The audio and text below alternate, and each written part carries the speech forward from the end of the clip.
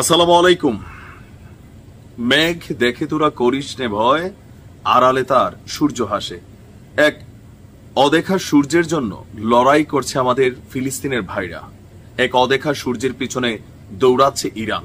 এক অদেখা সূর্যের জন্য অপেক্ষা করছি আমি, হয়তোবা আপনি, যারা আমার এই ভিডিওগুলা নিয়মিত দেখেন।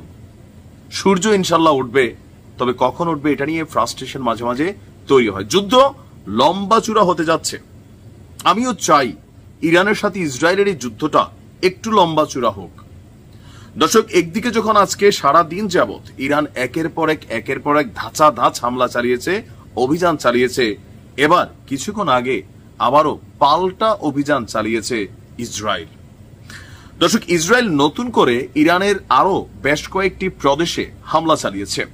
আর এই এলাকাগুলো হচ্ছে পূর্ব আজারবাইজান, লোরেস্তান এবং কেরমানশাহ প্রদেশগুলোকে লক্ষ্যবস্তু করে হামলা চালিয়েছে ইসরায়েলি বাহিনী।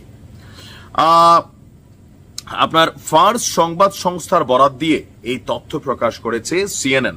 বলা হচ্ছে যে ইরানের উত্তর পশ্চিমাঞ্চলের পূর্ব আজারবাইজানের 4টি এলাকায় বিস্ফোরণের ঘটনা ঘটেছে। লোরেস্তান প্রদেশের খোররামবাদ এবং পশ্চিম ইরানের কেরমানশাহে তীব্র বিস্ফোরণের শব্দ শোনা যাচ্ছে। সংবাদ সংস্থায় প্রকাশিত একটি ভিডিওতে দেখা যাচ্ছে যে আজারবাইজান প্রদেশের তাবরিজে প্রচন্ড ধোঁয়া উঠছে। প্রতিবেদনে দাবি করা হয়েছে তাবরিজের কাছাকাছি স্থানে হামলা হলেও তাবরিজ তেল পরিশোধন সংস্থা তাদের উপর হামলার কথা অস্বীকার করেছে। আওয়াজ উঠেছিল ইরানের যে বৃহত্তম তেল পরিশোধন সংস্থা তাবরিজ তেল পরিশোধন সংস্থা সেইখানে হামলা চালিয়েছে, এবার তারা বলছে ওইখানে হামলা হয় নাই। অন্যদিকে পশ্চিম ইরানের আসাদাবাদ কাউন্টিতে ইসরায়েলের হামলায় 2 জন নিহত এবং 5 জন আহত হয়েছে। ইরানের আধা সরকারি সংবাদ সংস্থা তাসনিম বলছে খোররামবাদ, কেরমানশাহ এবং তাবরিজে ইরানের বিমান প্রতিরক্ষা ব্যবস্থা সক্রিয় আছে। তবে ইরানি কর্তৃপক্ষ এখনো হামলার বিষয়বস্তু সম্পর্কে স্পষ্ট কোনো বক্তব্য দেয়নি। 2-3 ধাপে ইরানের বিভিন্ন অভিযানের পর ইসরায়েল তাদের আরো এক ধাপে অভিযান শুরু করলো। তবে এই অভিযানটা আজকে দিন থেকে শুরু করে বিভিন্ন জায়গায় ধাপে ধাপে হয়েছে। এর মাঝখানে ইরানের যেই কি বলা হয় যে বিস্ফোরক রাখার যে কিছু জায়গা আছে, সেই জায়গাগুলোতে কিন্তু বিস্ফোরণ ঘটানো হয়েছে।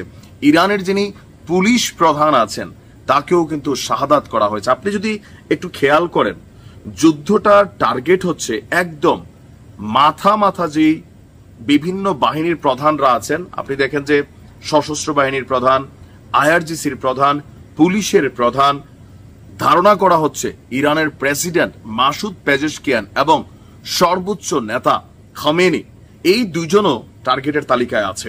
এছাড়া আরো অনেকেই হয়তো আছেন। এবং কি ইসরায়েল বলছে ইরানের নেতারা কোথায় কোন জায়গায় আত্মগোপনে আছে এই তথ্য ইসরায়েলের কাছে আছে। যদি ইরান হামলা বন্ধ না করে তাহলে পরবর্তী টার্গেট করা হবে তাদেরকে।